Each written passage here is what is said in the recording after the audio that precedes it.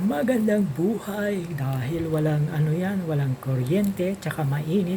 Ito po ang gagawin po natin. Alam nyo ba 'tong na ginagamit ko? Sino bang gumagamit ng mga ganito? Ang ganito po, ang salitang pamaypay ay nagmula sa salitang ugat na Tagalog na paypay. Ayan, na nanguhulugang paghahawi ng hangin gamit ang kamay at dinadagdagan ng instrumentong unlapi na pam.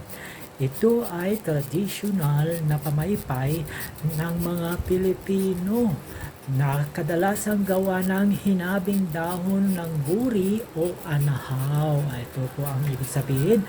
Bukod sa katutubong pamaypay, ang natitiklop na uri nito na malakas gamitin kasama ang barot saya ay tinatawag ding abaniko na hango sa salitang Espanyol na abanico na pinakilala noong panahon ng pananakop. Ito po ang ibig sabihin ng pamaypay.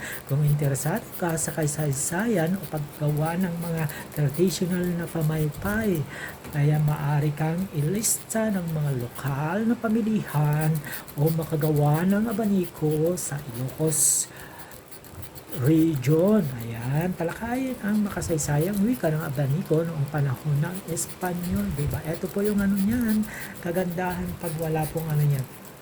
Minsan po ngayong naman po ang ginagamit na pa natin, minsan kung na lang po, kung anong pinapamaypay ko natin, minsan yung mga cartoon, di ba? Ganun talaga pag mainit. Ito po ang gagawin po natin, di ba? Nagpapaypay po tayo. Yan, sino bang nakaka-relate to? Di ba? Meron naman po ngayong yung mga nagamit na mga high-tech na, di ba? Yung mga may solar na electric fan, gano'n, na yun ang ginagamit minsan. Meron naman po yung maliliit na dala-dala po ng ating mga kasamahan na maliit na electric fan, kahit saan sila na rechargeable, o di ba? Ganun lang po diyan. Pero sa akin, be practical. Ayan po, discarding malupit. Ayan po, pwede naman pong balik-balikan po lang po natin. O di ba? May mga kulay-kulay pa na pula. Hindi ko na ipapakita sa iyo ang aking pagpapay-maypay ngayong araw na to. Di ba naman po dyan? Sinong nakaka-relate talaga dito?